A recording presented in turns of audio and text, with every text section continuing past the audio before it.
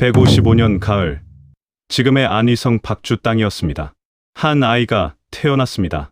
이름은 조조, 자는 맹덕. 집안의 기대를 한 몸에 받았을까요? 아니었습니다. 오히려 그 반대였습니다. 할아버지, 조등은 환관이었습니다. 당시 환관이란 황제를 가까이서 모시던 사람들이었습니다만 권력을 휘두르며 백성들을 괴롭히는 경우가 많았습니다. 그래서 사람들은 환관의 자손을 탕류, 즉 탁한 물줄기라고 불렀습니다. 깨끗한 물인 청류와는 반대되는 말이었습니다. 조조는 바로 그 환관의 손자였습니다. 그런데 누가 알았겠습니까? 바로 이 아이가 후한 왕조의 마지막 승상이 되고 위나라라는 거대한 제국의 기틀을 닦을 줄을. 훗날 정사 삼국지의 저자 진수는 그를 이렇게 평가합니다. 시대를 초월한 영걸이었다. 하지만 14세기 소설가 나관중은 정반대로 기록합니다. 난세의 간웅이었다. 같은 사람을 두고 이토록 극명하게 갈리는 평가. 도대체 조조는 어떤 사람이었을까요? 그는 정말 덕이 있는 장수였을까요? 아니면 치밀한 권모술수의 달인이었을까요? 오늘 우리는 함께 진수의 정사 삼국지를 통해 소설에 가려진 조조의 진짜 모습을 파헤쳐 보겠습니다. 그리고 그가 1800년 전에 내린 선택들이 오늘날 우리에게 어떤 의미인지 생각해 보겠습니다. 영상이 도움되신다면 좋아요와 구독 부탁드립니다. 그럼 지금부터 시작하겠습니다. 기원후 2세기 말, 중국 대륙은 혼란에 빠져 있었습니다. 400년을 이어온 한나라가 무너지고 있었습니다. 황제는 어린아이였고 실권은 환관과 외척들이 나눠 가졌습니다. 백성들은 세금에 짓눌려 살 수가 없었습니다. 184년 마침내 폭발합니다. 황건적의 난이라 불리는 대규모 농민 봉기였습니다. 푸른 하늘이 이미 죽었으니 누런 하늘이 마땅히 서리라. 노란 두건을 두른 수십만 농민들이 전국에서 봉기했습니다. 그때 조조의 나이 30세. 그는 기도이라는 관직을 받아 황건적 토벌에 나섭니다. 이것이 그의 본격적인 출발점이었습니다. 하지만 황건적을 진압한다고 혼란이 끝나지 않았습니다. 오히려 시작이었습니다. 189년 대장군 하진이 환관들에게 살해당합니다. 이어서 동탁이라는 군벌이 수도 낙양을 점령하고 황제를 허수아비로 만듭니다. 천하가 완전히 무너진 것입니다. 여러 제후들이 동탁을 토벌하기 위해 군대를 일으킵니다. 조조도 그 중 한 명이었습니다. 하지만 제후들은 서로 눈치만 보며 싸우지 않았습니다. 명분은 한 왕조를 구한다였지만 실제로는 각자의 세력을 키우는 데만 관심이 있었습니다. 조조는 달랐습니다. 그는 실제로 동탁과 싸웠습니다. 패배했지만 말입니다. 여러분, 조직에서 누군가는 해야 한다. 그 말은 하지만 정작 자신이 나서지는 않는 경우 보신 적 있으신가요? 당시 제후들이 그랬습니다.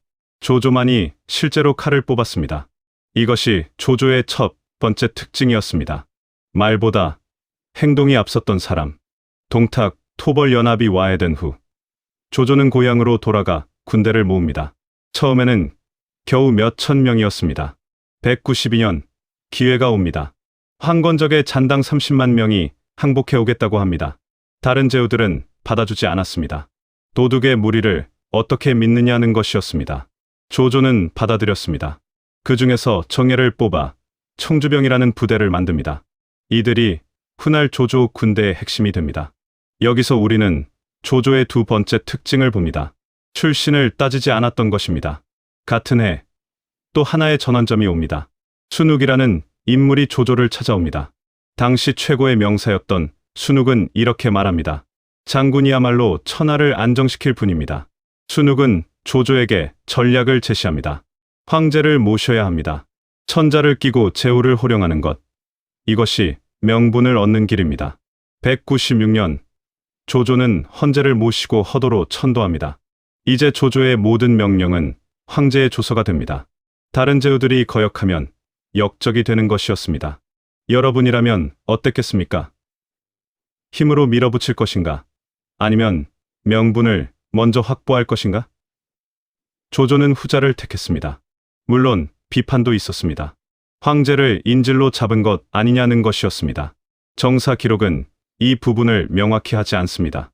다만 조조가 헌제를 예우했고 헌제 역시 조조에게 의지했다는 것은 분명합니다. 200년, 조조 인생 최대의 고비가 찾아옵니다. 북방의 최강자 원소가 70만 대군을 이끌고 남하합니다. 조조의 병력은 7만, 10분의 1도 안 됩니다. 참모들이 말립니다. 원소는 내게 줄을 탔습니다. 우리가 이길 수 없습니다. 심지어 조조 진영에서도 원소와 내통하는 사람들이 나타납니다. 그런데 조조는 싸웠습니다. 관도에서 두 군대가 대치합니다. 몇 달이 지나도 승부가 나지 않습니다. 조조 군대는 식량이 떨어져 갑니다. 조조는 허도에 있는 순욱에게 편지를 보냅니다. 철수해야 하지 않겠소? 순욱이 답합니다. 지금이 바로 기회입니다. 원소는 결단력이 없습니다.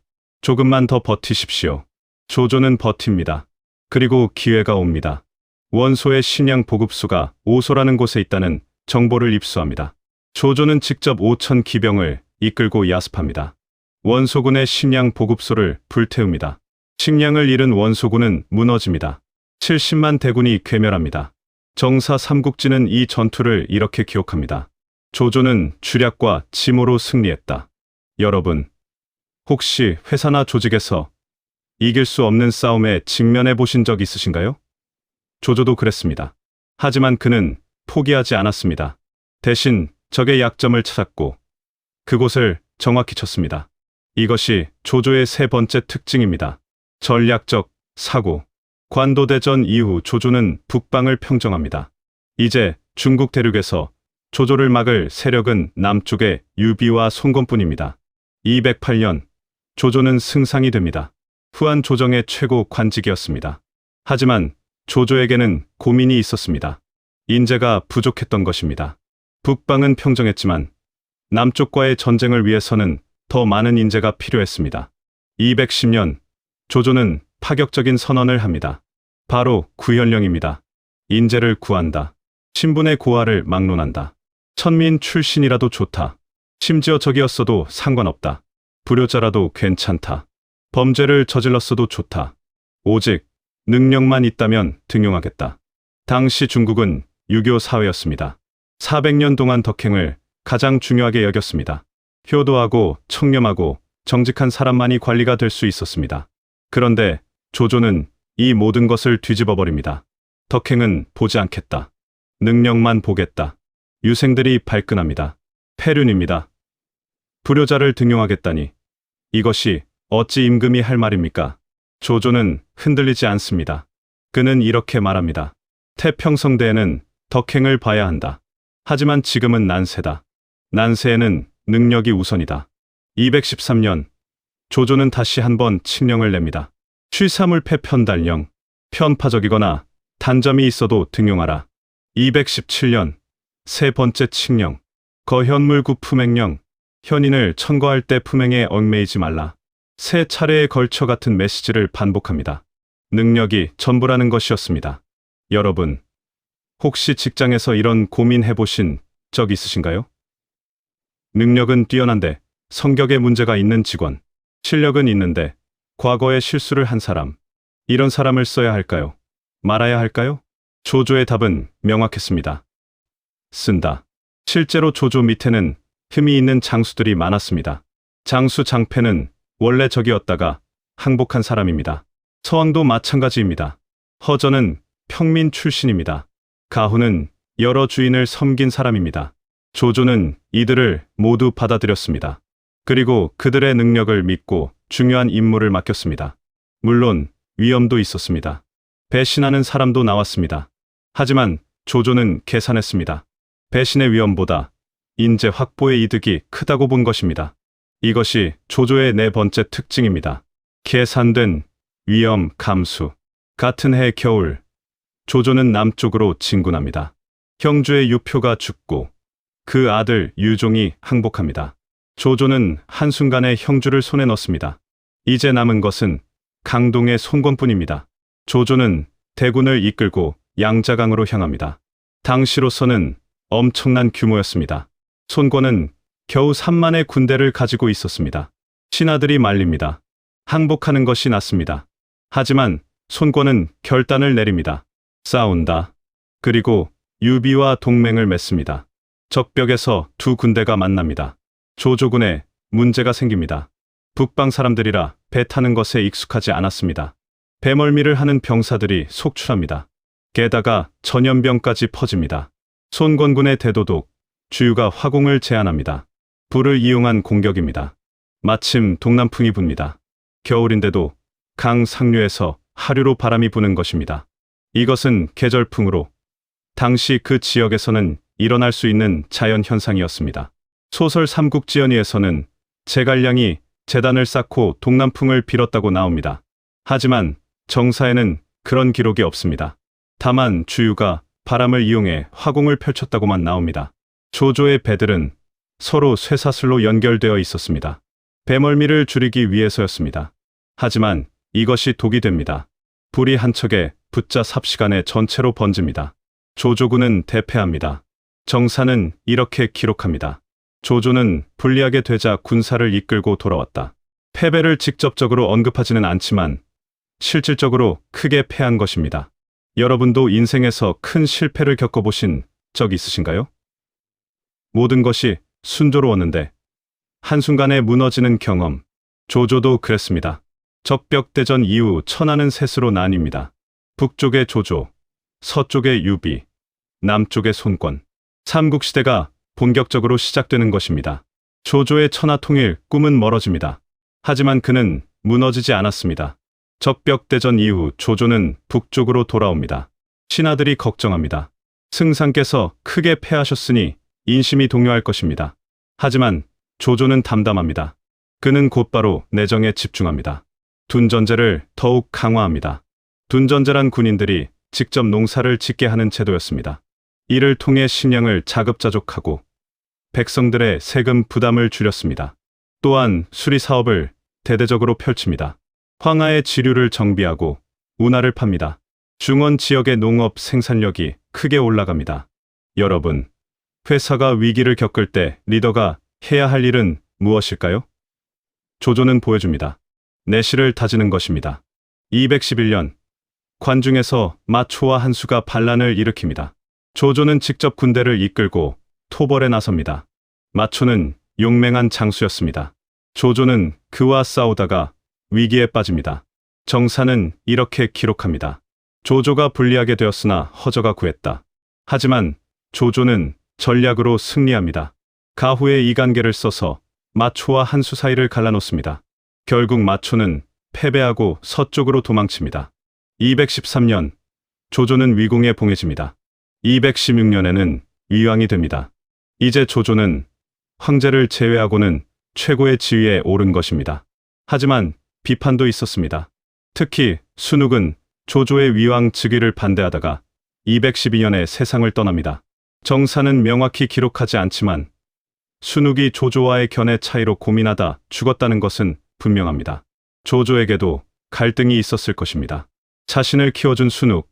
하지만 천하 통일을 위해서는 더 큰 권력이 필요했습니다. 이것이 권력의 본질입니다. 가까운 사람과도 갈라서게 만드는 것. 자, 이제 질문을 던져야 할 때입니다. 조조는 정말 덕이 있는 장수였을까요? 아니면 권모술수의 달인이었을까요? 정사 삼국지의 저자 진수는 이렇게 평가합니다. 한나라 말 천하에 대란이 일어나 영모걸들이 아울러 봉기했다. 원소가 내게 주에서 호랑이처럼 군림하니 대적할 자가 없었다. 하지만 조조는 계략과 지모를 내어 천하를 독려했다. 신부래와 상항의 법수를 취하고 한신과 백기의 기책을 갖추었다. 관직은 재능에 따라 수여하되 각각 그 그릇에 맞게 썼으며 사사로운 감정을 억제하고 냉정한 계산에 임했다. 그러므로 비범한 인물이었으며 시대를 초월한 영걸이었다. 높은 평가입니다. 진수는 조조를 긍정적으로 봤습니다. 하지만 똑같은 진수가 쓴 정사에도 조조의 잔혹함이 기록되어 있습니다. 193년 조조의 아버지가 도겸의 부하에게 살해당합니다.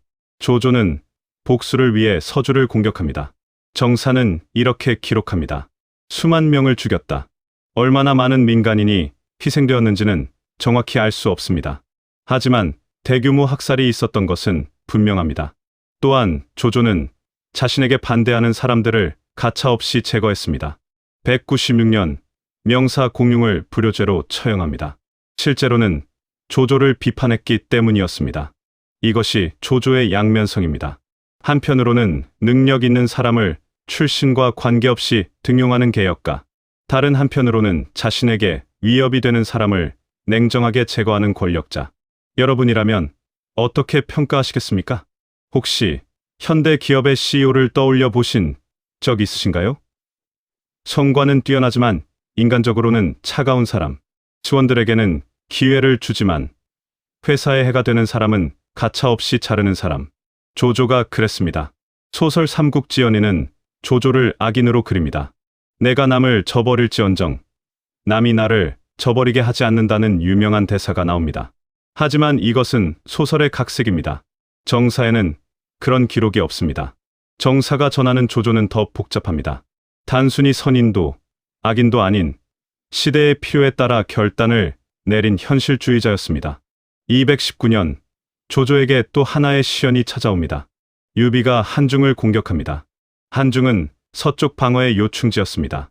조조는 그곳에 장수 하후연을 두고 있었습니다. 하지만 유비의 공격이 거셉니다. 황충이 하후연을 기습하여 죽입니다. 정사는 이렇게 기록합니다. 하후연이 전사했다. 조조는 직접 한중으로 갑니다.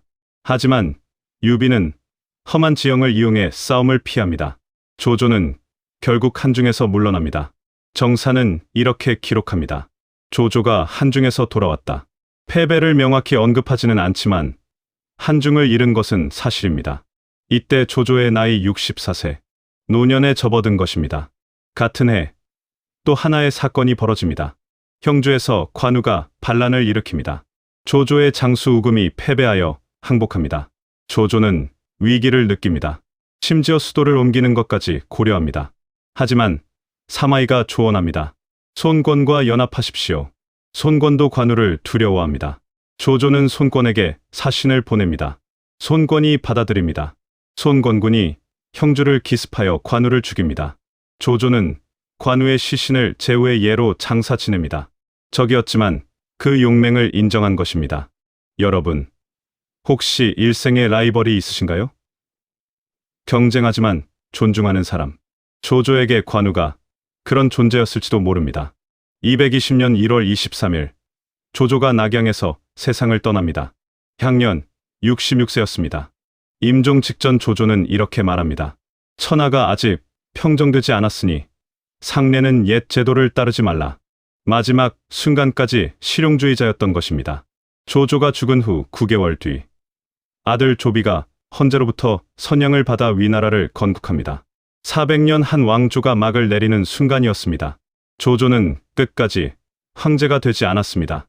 한나라의 신하라는 명분을 지켰던 것입니다. 이것이 정치적 계산이었는지 아니면 진심이었는지는 알 수 없습니다. 다만 확실한 것은 조조가 위나라의 기틀을 완전히 닦아놓았다는 사실입니다. 이 이야기를 들으시며 무엇을 느끼셨나요? 저는 세 가지를 생각하게 됩니다. 첫째, 능력과 충성의 균형입니다. 조조는 능력을 우선했습니다.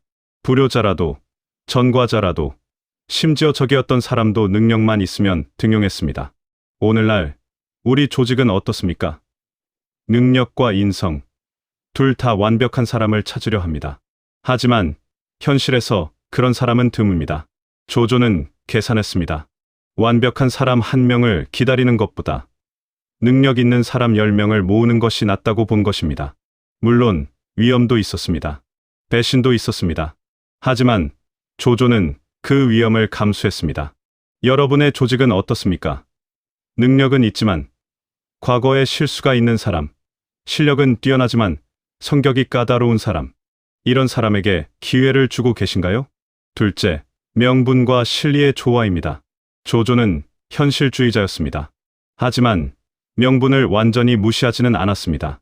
황제를 옹립한 것이 그 예입니다. 힘만으로는 천하를 얻을 수 없다는 것을 알았던 것입니다. 오늘날도 마찬가지입니다. 기업이 이익만 추구하면 언젠가 무너집니다. 사회적 책임, 윤리 경영, 이런 것들이 명분입니다. 조조는 보여줍니다. 진리를 추구하되 명분을 완전히 버리지는 말라고. 셋째, 위기 대응의 자세입니다. 조조는 평생 3번의 큰 패배를 겪었습니다. 동탁과의 싸움, 적벽대전, 한중 상실. 하지만 그는 무너지지 않았습니다. 패배를 인정하고 원인을 분석하고 다시 일어섰습니다. 적벽대전 이후 그가 한 일을 보십시오. 내정을 강화하고 농업 생산력을 높이고 인재를 더 모았습니다. 여러분도 인생에서 큰 실패를 겪으신 적 있으신가요? 그때 어떻게 하셨습니까? 조조는 보여줍니다. 실패 후에 무엇을 하느냐가 더 중요하다고. 조조는 복잡한 사람이었습니다. 영웅이었지만 잔혹하기도 했고, 개혁가였지만 권력욕도 있었고, 실용주의자였지만 명분도 지켰습니다. 소설 삼국지연의는 그를 단순한 악인으로 그렸습니다. 하지만 역사는 그렇게 단순하지 않습니다. 정사 삼국지가 전하는 조조는 시대가 만든 사람이었습니다. 후한말에 혼란이 없었다면 조조도 평범한 관리로 생을 마쳤을 것입니다. 하지만 난세가 왔고 조조는 그 시대가 필요로 하는 리더가 되었습니다. 우리는 그를 어떻게 평가해야 할까요? 덕장인가? 권모술수의 달인인가? 아마도 둘 다일 것입니다. 그리고 그 둘 사이의 긴장이야말로 조조를 조조답게 만든 것인지도 모릅니다. 1800년이 지난 지금 우리가 여전히 조조를 이야기하는 이유는 무엇일까요? 그가 완벽한 성인이어서가 아닙니다. 오히려 그 반대입니다. 조조는 인간적이었습니다. 욕망도 있었고 실수도 했고 후회도 했을 것입니다. 하지만 그는 자신에게 주어진 상황에서 최선을 다했습니다. 환관의 손자라는 한계를 극복했고 능력만으로 최고의 자리에 올랐고 새로운 시대를 열었습니다. 오늘날 우리에게 조조가 던지는 질문은 이것입니다. 여러분은 조직에서 어떤 리더가 되고 싶으신가요? 모두에게 사랑받는 리더인가요? 아니면 성과를 내는 리더인가요? 혹시 둘 다 가능할까요? 조조는 보여줍니다. 완벽한 리더는 없다고. 하지만 시대가 필요로 하는 리더는 있다고. 여러분이 생각하시는 조조는 어떤 사람이었습니까? 댓글로 여러분의 생각을 나눠주세요. 모든 의견을 존중하며 읽겠습니다. 긴 영상 끝까지 시청해 주셔서 감사합니다. 이 영상이 도움이 되셨다면 좋아요와 구독 부탁드립니다. 다음에는 또 어떤 삼국지 인물의 이야기를 들려드릴까요? 궁금하신 인물이 있으시면 댓글로 알려주십시오. 여러분의 인생에도 조조처럼 주어진 상황에서 최선을 다하는 지혜가 함께하시기를 바랍니다. 감사합니다.